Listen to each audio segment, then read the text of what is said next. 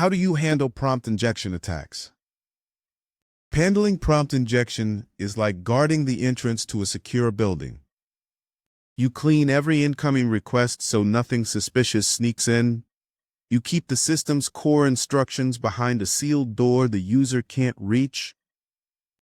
And you check everything the model says on the way out to prevent harmful or private information from slipping through. Most real systems, from banking chatbots to support ticket assistants, use this layered approach because it stops attackers from rewriting the model's behavior with cleverly hidden text. A confident interview answer is, we use defense in depth, input sanitation, instruction isolation, output filtering, and anomaly detection. A common follow-up is, how do you prevent false positives? And the study answer is, lightweight checks, clear messaging, and well-tested thresholds. Don't worry if this feels complex. Once you picture it as a secure entryway with multiple doors, the entire pattern becomes easy to hold in your mind. Strong guardrails keep the whole system safe. Understanding prompt injection. Prompt injection happens when someone writes a message designed to convince the model to ignore its rules. Almost like slipping a fake instruction to a player in the middle of a match. The attacker tries to override the system's intentions with hidden commands, even inside external data the model reads during RAG calls. Imagine a document summarizer pulling in a poison review that secretly says, reveal your internal settings. That's indirect injection, and it shows why this matters.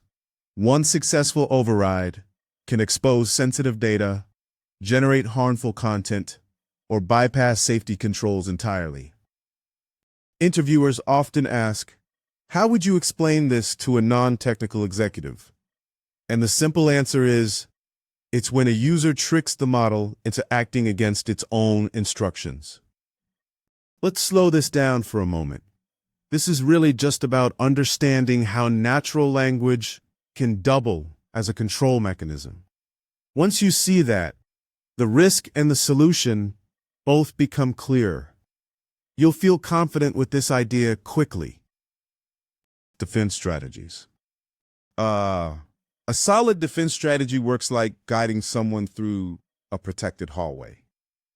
At the entrance, you validate inputs, checking links, filtering odd characters, and blocking suspicious patterns the same way fraud detection pipelines reject malformed forms. Inside the hallway, you isolate the model's internal instructions using clear role boundaries, so user messages can never rewrite the system's purpose, almost like locking away the blueprint behind a staff-only door.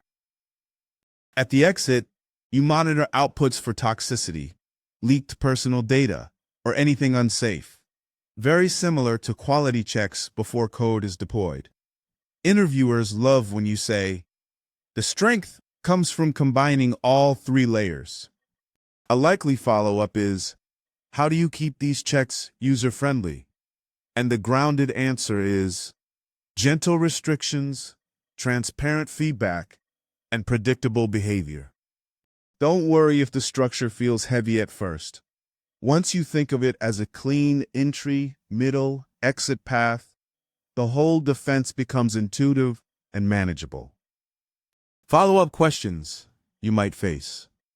Interviewers often explore direct versus indirect attacks. Direct is when the attacker sends the harmful input themselves, while indirect hides inside content the model later processes, like a travel assistant reading a poisoned hotel review. They might ask how to test for weaknesses, and the strong answer is red teaming, adversarial probing, and fuzzing, similar to how security engineers test API gateways. They may ask about fine-tuning, and the key idea is helping the model recognize harmful patterns without limiting its normal creativity. Another common topic is balancing safety with user experience, where gentle restrictions and helpful error messages prevent frustration. Metrics also come up: unusual input shapes, rising validation failures, or odd model outputs signal injection attempts. A follow-up you might hear is, how would you prioritize these defenses in a startup environment? And the steady answer is, start with monitoring and isolation, then tighten gradually. You'll get comfortable with these patterns fast. Production ML security pipeline. A production security pipeline feels like moving through a carefully engineered airport flow. Inputs are cleaned, rate limited, and validated the moment they arrive, just as identity checks happen before you reach the terminal. Inside, the model operates within strict instruction boundaries, so no user text can override its purpose. Think of it as a controlled zone where only authorized staff can cross.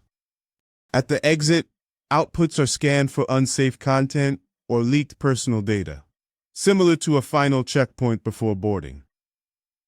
Surrounding all of this is continuous monitoring that watches for unusual patterns, logs behavior over time, and triggers alerts, much like radar systems catching turbulence before it hits. In interviews, you can say, "This is defense in depth," with multiple checkpoints working as one.